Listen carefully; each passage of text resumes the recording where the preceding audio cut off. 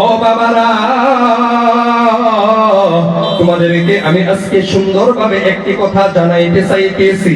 তুমি যদি কোরআন না পড়তে পারো, তুমি যতই ইংলিশ মিডিয়ামের মধ্যে ইংলিশ পড়া শিখে নাও, যদি তোমার ভিতরে দ্বীন না থাকে, তোমার ভিতরে ইলম না থাকে, কোরআন শুদ্ধভাবে না পড়তে পারো, এই সমস্ত ইংলিশ মিডিয়াম সমস্ত কিছু তোমার সামনে জিরো হয়ে যাবে। একদিন এরকম জিরো হবে। তুমি আল্লাহর কাছে গিয়ে যদি বলো, আল্লাহ আমি ইংলিশ পড়তে পারি, আমাকে জান্নাত দিয়ে দাও, আমি ইংলিশ পড়তে পারি, আমাকে তুমি জাহান্নাম থেকে মুক্তি করিয়ে দাও, দিবে না? কখনো দিবে না। আল্লাহর কাছে গিয়ে তুমি যদি সুন্দরভাবে কোরআন তেলাওয়াত করতে পারো, আল্লাহ তাবারক তাআলা বলতেছেন যে একজন হাফিজকে কিয়ামতের দিন হুকুম দেওয়া হবে যে তোমরা কোরআন পড়তে থাকো, পড়তে থাকো, আর জান্নাতের মধ্যে যাইতে থাকো। জোরে বলুন সুবহানাল্লাহ, আরো জোরে বলুন সুবহানাল্লাহ। শোলের মধ্যে একটু হিট আইছে না নাই? সুবহানাল্লাহ জোরে করবা গো, তাহলে শোলের মধ্যে হিট আইবো। আর যারা বাজার করতেছে তারা যাতে আয়া পড়ে না সুবহানাল্লাহ বুঝে আইয়া। আরো যদি এলো আমরা সুবহানাল্লাহ আলহামদুলিল্লাহ এগুলো যদি লাহে লাহে না কই,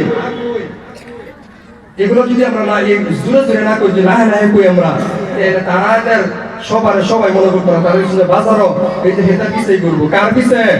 নষ্ট নারী। কার পিছে? নষ্ট নারীর পিছনে করবো।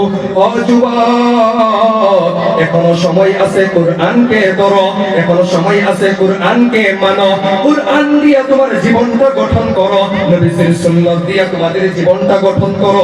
তোমার মতন যুবক অনেক আছে যারা নাকি চাকরির সাথে সাথেও, বিভিন্ন চাকরির সাথে সাথেও, বিজনেসের সাথে সাথেও নামাজ পড়তেছে, আছে না নাই? হ্যাঁ আছে।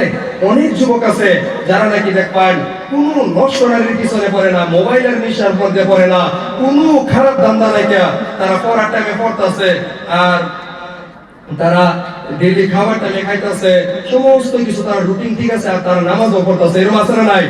আর কিছুগুলা এদের ভিতরে আবার কিছুগুলা যুবক আছে রাতে 10টা পর্যন্ত খালি কত জাতের আলাপ, মোবাইলের মধ্যে আলাপ সালাপ করে হেরা, সকালে উঠে ফজরের নামাজ হতো নাই, কিছু নাই। আর তারপরে দেখো একদিন পরে দেখবেন তার গাল দিয়ে একবারে গাতার ভিতরে থেকে হামদায় করছে, এবার চা খান যাবে। এরকম আছে না নাই? এরকম তোলার সেই যুবক আছে না নাই? তাদের উদ্দেশ্য আমি বলতে চাইতেছি, তুমি যে এই যে একটা আছে কি গেম বা ফ্রি ফায়ার, এরা বর্তমান যুবক 800 যুবক নষ্ট হয়ে যেতেছে, এরা আলাপ করে।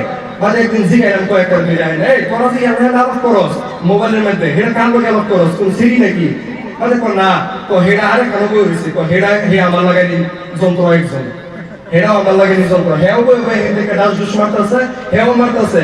এই হাই যুবক, আজকের যুবকরা কিভাবে যে নষ্ট হইতেছে এই ফ্রি ফায়ারের নিশা। আমি আমার নিজের চোখকে দেখার মধ্যে অনেক ছাত্র আমি দেখছি লেখাপড়া বাদ দিছে, আছে না নাই?